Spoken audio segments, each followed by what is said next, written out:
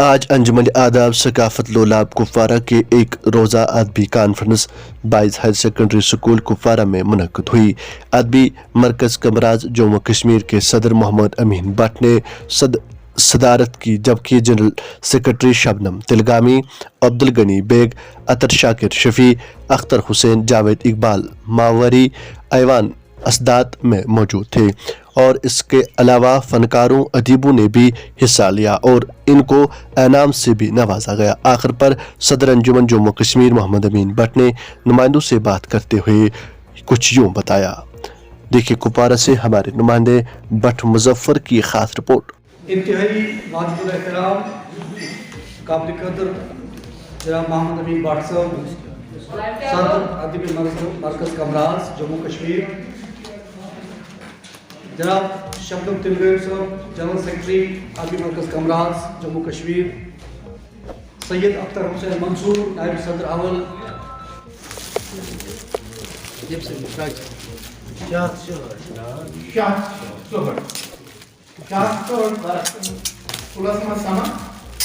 محترم ہانی صاحب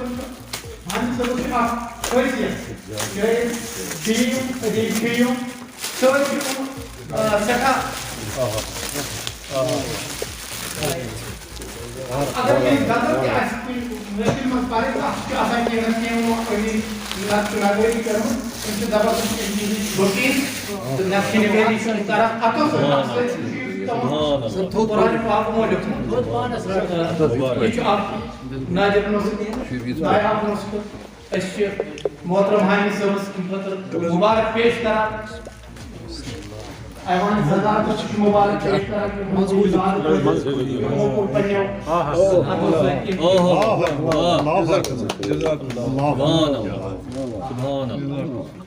بہترین انداز بہترین طریقہ سے قرآن شریف کو اتو سے لکھنا انگریز کو بہترین آئے محبت کیا گویلی چننیے محبت کیا گویلی چننیے عدد بنیے میوں لیو یہ لز محبت میوں سنیے ہو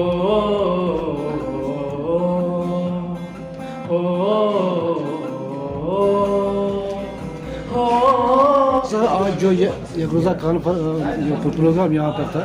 حاصل کلامس میں ایک روزہ ادبی کانفرنس، اس کے حوالے سے آپ کیا کہنا چاہتے ہیں؟ آج کا یہ جو پروگرام ہے یہاں ہائر سیکنڈری اسکول کے آڈیٹوریم میں انجمن ادب و ثقافت لولاب کے اہتمام سے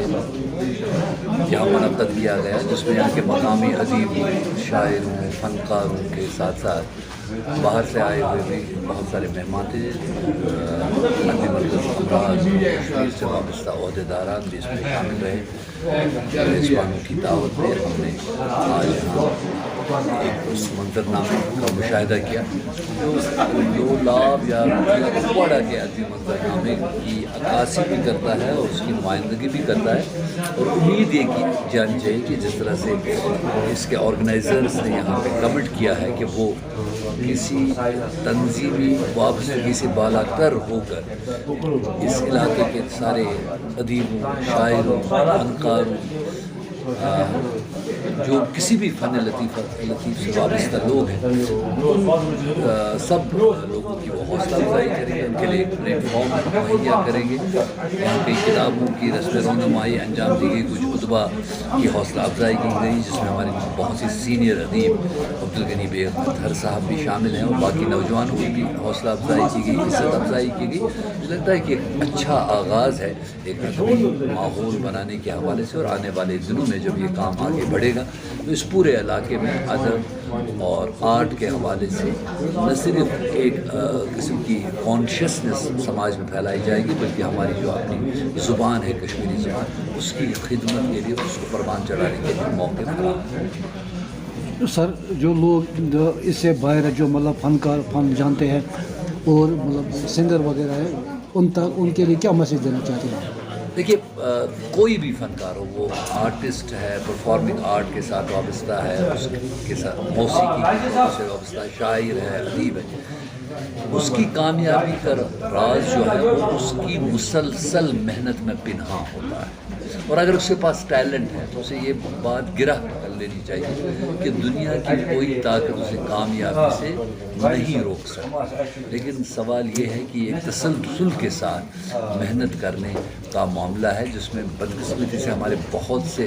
جو نوجوان ہیں وہ اجلت پسندی سے کام لیتے ہیں اور تھوڑی سی واہ واہی سوشل میڈیا کے ذریعے بٹورنے کو ہی اس معاملے میں